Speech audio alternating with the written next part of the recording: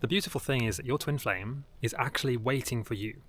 They're literally waiting for you to basically fulfill your destiny, like do what you were supposed to do, which is, in fact, can you guess what it is? Pause the video and leave a comment letting me know what you think the thing is. The thing is, you need to do the inner work. The stuff you came here to do, the difficult, frustrating, challenging, painful, hard inner work.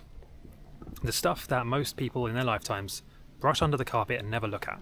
They're too scared, they're too weak, they're too, just afraid to even look at this stuff. But you need to do the inner work, okay? Your twin flame is waiting for you to do it. Because, and again, you will both tend to do it at roughly the same time. So like when you start doing it, they will also start doing it. But you need to both kind of be in the same boat. You need to both want it and both be willing to actually do it. And we've spoken in other videos about what this inner work looks like. You know, it could be hypnosis, shadow work, inner child work, trauma healing. There's many different ways, many different methods, tools, techniques and things you can use to actually do the inner work. But you need to do it. One way or the other, you need to do it. You can't just ignore it.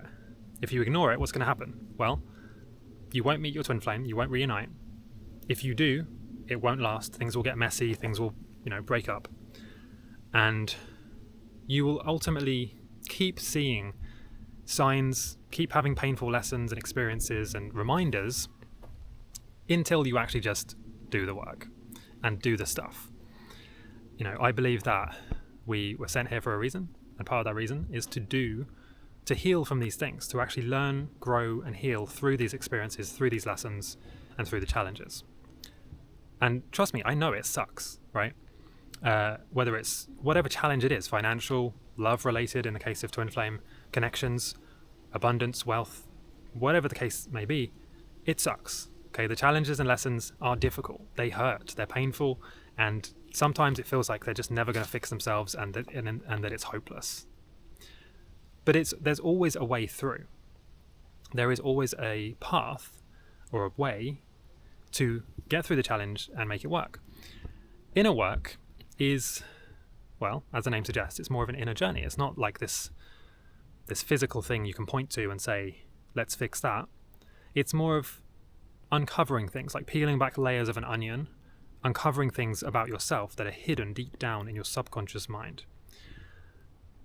A good way of, breaking through that is to do somatic stuff. So like getting into the body physically, doing things physically, whether that's meditation, yoga, okay, jumping up and down, shaking and vibrating the body. It could be, things like breath work. That's a very powerful tool. Breath work. You could, use various methodologies, ice baths, physical challenges, dancing, singing, humming. There's many different tools, right? Many different tools. Posture work. But it really just comes down to getting into the body and getting out of the mind. Because the mind is going to keep you trapped, and it's going to keep you going around in circles and ignoring all of that stuff that we're trying to figure out, right? The inner stuff, the inner work. The mind is just going to keep you trapped and ignoring that, because to the mind, to the ego, this is very, very threatening. It threatens and challenges the ego, because we're really breaking down parts of the ego. We're dissolving and killing, chopping away parts of the ego that no longer serve us. Or really, maybe killing is the wrong word. You're more kind of redirecting them to to do something else, to a different purpose. That's very threatening to the ego, and so the mind creates all these circles and traps and ideas and illusions to distract you, to stop you from doing that.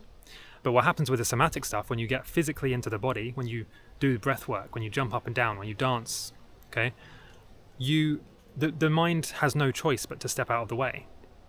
And so all of that stuff, whether it's insecurities, traumas, limiting beliefs, like all of those things, those emotions and thought patterns, have no choice but to be brought to the surface. And so this is why you hear so many stories of people who break down in tears when they do breath work or when they do ecstatic dance, when they meditate, because really what they're doing is they're breaking through the traps of the mind, the barriers, and they're uncovering this stuff that is in there, this emotional, sticky, difficult stuff that needs to be dealt with. So yeah, I hope this makes sense. Leave a comment letting me know if this resonates, where you're at in the journey, and I'll see you next time. Have a lovely day.